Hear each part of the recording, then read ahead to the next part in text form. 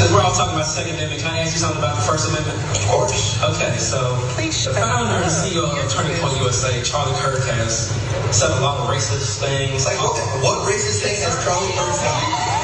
No, we're gonna have a little bit of a dialogue. But what racist things has Charlie Kirk said?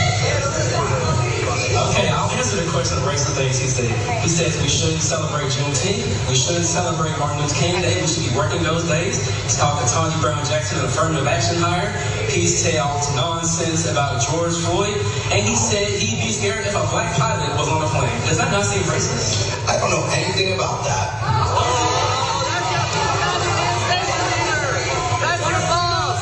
Okay, well, after all the things I just told you, would you consider that hate speech?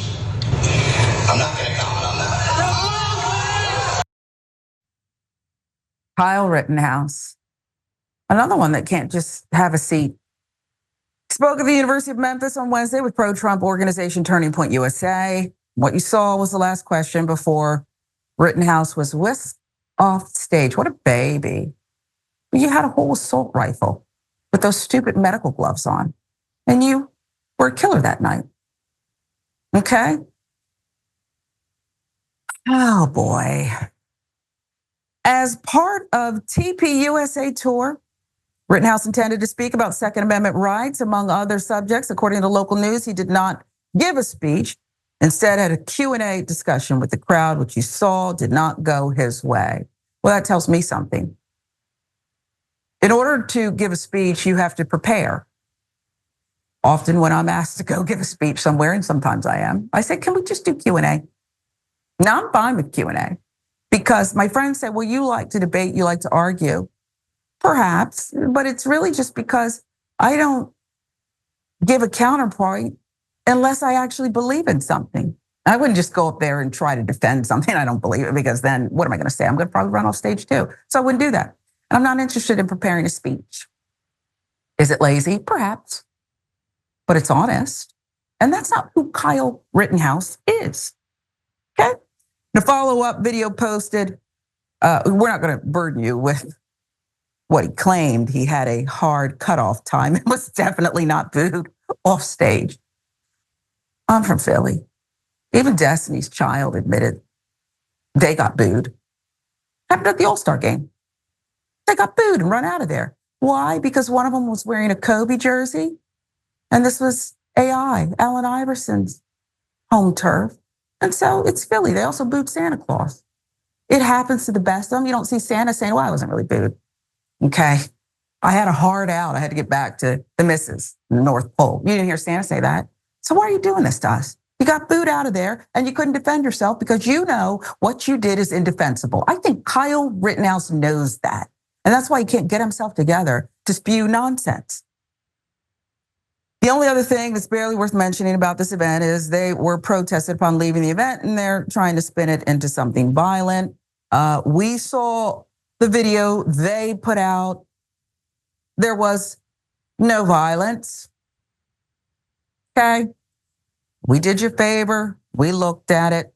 There was no chaos breaking out at the University of Memphis after BLM protesters chased down. That did happen. And Antifa wasn't there either. Okay. Antifa's chilling. I don't know what are you doing here? Just take the embarrassment, take the L, and leave. As always on TDR, we do advocate for peaceful protests exclusively, which is what we saw, because after all, we don't want to stoop to Rittenhouse's level. Again, Jordan, I ask, why can't some people just go away? I don't even know how motivated this guy is with his fake tears, and it's worse than a Real Housewife when they cry. That ugly face they do. It's, what are you doing? Kim Kardashian even has it. And she's willed herself into visual perfection, depending on what you like. The ugly crying face is a wreck. Why won't this kid just go away? Stop trying to rewrite history. That's what I believe Kyle Rittenhouse is trying to do, and those handlers who are trying to prop him up as well. Yeah. Kyle Rittenhouse on the college campus speaker circuit is wild to me because he's only famous for killing somebody. And he did, in the court, he wasn't found guilty, okay, but he still did it. He's just not going to get punished for it. And that's his only claim to notoriety. So Turning Point says, all right, let's send you to college campuses. They're doing it to cause scenes like this. They want controversy, they want chaos, so then they can say, oh, well, look at the extremists on college campuses who can't handle free speech. Well, someone came with ideas, with facts, with receipts, and Rittenhouse was like, okay, I'm just not gonna comment on it. Because he can't, because he's not bright. He doesn't possess deep intellectual knowledge or analysis. It's just, he was responsible for someone's death, that's it. He's a radicalized brat who grabbed a weapon and headed out, radicalized, and killed people. It's ridiculous. And then he drank water gifted from the cops who let his white privilege just walk away. And we're supposed to think that he has something to say. It's indefensible, okay?